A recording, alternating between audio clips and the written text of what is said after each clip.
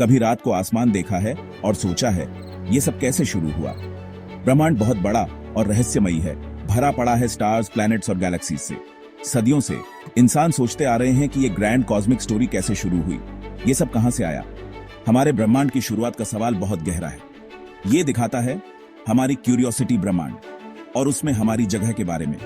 पुराने जमाने में लोगों ने मिथोलॉजिकल एक्सप्लेनेशंस दिए, लेकिन 20वीं सदी में साइंटिस्ट ने एक कंपेलिंग थ्योरी बनाई, द बिग बैंग। इस थ्योरी के सपोर्ट में बहुत सारे प्रूफ्स हैं जो बताते हैं कि हमारा ब्रह्मांड एक ऐसे पॉइंट से शुरू हुआ जिसका डेंसिटी और टेम्परेचर बहुत ज्यादा था।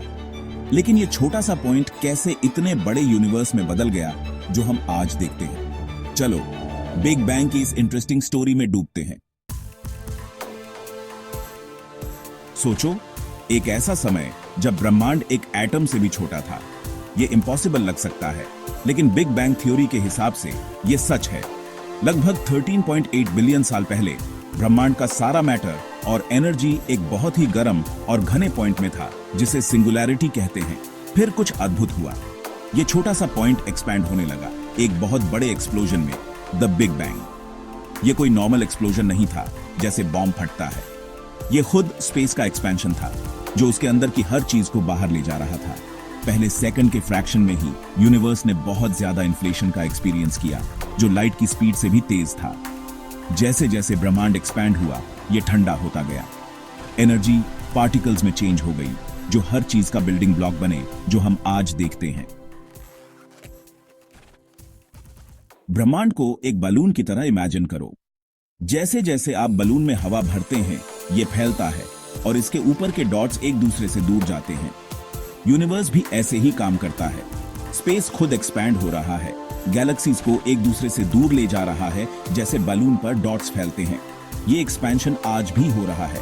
हम ये इसलिए जानते हैं क्योंकि एस्ट्रोनॉमर्स ने देखा है कि दूर की गैलेक्सीज हमसे दूर जा रही हैं। जितनी दूर गैलेक्सी है उतनी ही तेजी से वो दूर जाती दिखती है। ये ऑब्जर्वेशन बिग बैंग थ्योरी का एक इंपॉर्टेंट प्रूफ है।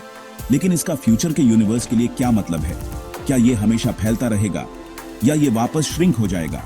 ये ऐसे क्वेश्चंस हैं जो आज भी एस्ट्रोनॉमर्स को कंफ्यूज करते हैं। बिग बैंग के बाद ब्रह्मांड गर्म घने पार्टिकल्स के सूप से भरा था। लाखों सालों में यह सूप ठंडा होने लगा और ग्रेविटी के फोर्स से पार्टिकल्स एक साथ आने लगे। ये क्लम्प्स आखिरकार स्टार्स और गैलेक्सीज के सीड्स बने। इमेजिन करो हाइड्रोजन और हीलियम गैस के ह्यूज बादलों को जो स्पेस में घूम रहे हैं।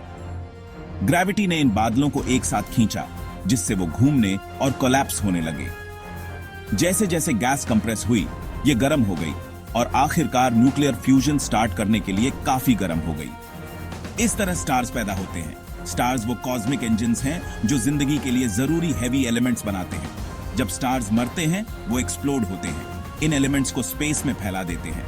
ये एलिमेंट्स फिर नए स्टार्स, प्लैनेट्स और जिंदगी का हिस्सा बन जाते हैं। हम सब स्टार्स की मटेरियल से बने हैं। मिल्की वे गैलेक्सी के एक कॉर्नर में एक अमेजिंग चीज हुई।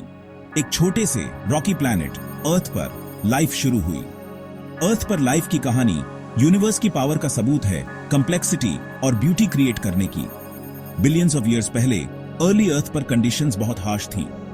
वोल्केनोज फटते थे, लावा और गैसेस एटमॉस्फेयर में फैलाते थे। ओशंस एक प्राइमोर्डियल सूप से भरे थे। फिर भी इस केओटिक एनवायरनमेंट से पहला सिंगल सेल्ड ऑर्गेनिज्म पैदा हुआ। इयॉन्स में लाइफ इवॉल्व और डाइवर्सिफाई हुई। सिंपल बैक्टीरिया से कॉम्प्लेक्स ऑर्गेनिजम्स डेवलप हुए और आखिरकार प्लांट्स, एनिमल्स और ह्यूमंस बने। हमारा एग्जिस्टेंस बिलियंस ऑफ ईयर्स के कॉस्मिक एवोल्यूशन का रिजल्ट है।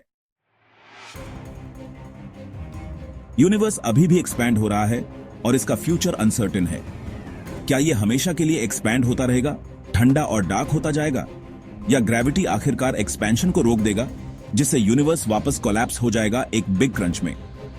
साइंटिस्ट्स इन क्वेश्चंस को एक्सप्लोर कर रहे हैं, टेलीस्कोप्स और कंप्यूटर मॉडल्स यूज करके यूनिवर्स के एवोल्यूशन को स्टडी करने के लिए। कुछ थ्योरीज बताती हैं कि यूनिवर्स का एक्सपेंशन तेज हो रहा है एक मिस्टीरियस फोर्स, डार्क एनर्जी की वजह से। यूनिवर्स का फ्यूचर एक गहरा मिस्ट्री है और इसे समझने के लिए एक्सप्लोरेशन और साइंटिफिक इंजेन्युइटी की जरूरत है। यूनिवर्स का इतना बड़ा होना एक इंटरेस्टिंग सवाल उठाता है, क्या हम अकेले हैं? सिर्फ हमारी गैलेक्सी में ही बिलियंस ऑफ स्टार्स और प्लैनेट्स हैं, तो लगता है कि लाइफ कहीं और भी हो सकती है। Scientist actively extra terrestrial life के साइंस ढूंढ रहे हैं। वो स्टार्स के हैबिटेबल जोन्स में प्लैनेट्स ढूंढ रहे हैं, जहां कंडीशंस लिक्विड वाटर और लाइफ के लिए सही हो सकती हैं। किसी दूसरे प्लैनेट पर सिंपलेस्ट लाइफ फॉर्म की भी डिस्कवरी एक बहुत बड़ी इवेंट होगी, जो कॉस्मोस में हमारी अंडरस्टैंडिंग को बदल देगी। जैसे जैसे हम यूनिवर्स और उसकी ओरिजिन एक्सप्लोर करते हैं, हमें याद रखना चाहिए कि हमारा सबसे बड़ा टूल हमारी इमेजिनेशन है। ये हमें दूर की गैलेक्सीज इमेजिन करने, स्पेस और टाइम की वास्टनेस समझने और कॉस्मोस में हमारी जगह के बारे में गहरे क्वेश्चंस पूछने में मदद करती है। साइंस डिस्कवरी का एक जर्नी है, जो क्यूरियोसिटी से ड्रिवन और इमेजिनेशन से फ्यूल्ड है। जितना ज्यादा हम यूनिवर्स के बारे में सीखते हैं, उतना ही रियलाइज करते हैं कि कितना कुछ डिस्कवर करना बाकी है। बिग बैंग थ्योरी हमारे यूनिवर्स की ओरिजिन और एवोल्यूशन के लिए एक कंपेलिंग एक्सप्लेनेशन देती है। एक टाइनी पॉइंट से यूनिवर्स एक्सपैंड हुआ, ठंडा हुआ और स्टार्स, गैलेक्सीज और आखिरकार अर्थ पर लाइफ को जन्म दिया। जैसे जैसे हम कॉस्मोस एक्सप्लोर करते हैं, हम वंडर और ऑ से भर जाते हैं। यूनिवर्स एक वास्ट और मिस्टीरियस जगह है, एंडलेस पॉसिबिलिटीज से भरी। डिस्कवरी का हमारा जर्नी अभी शुरू हुआ है।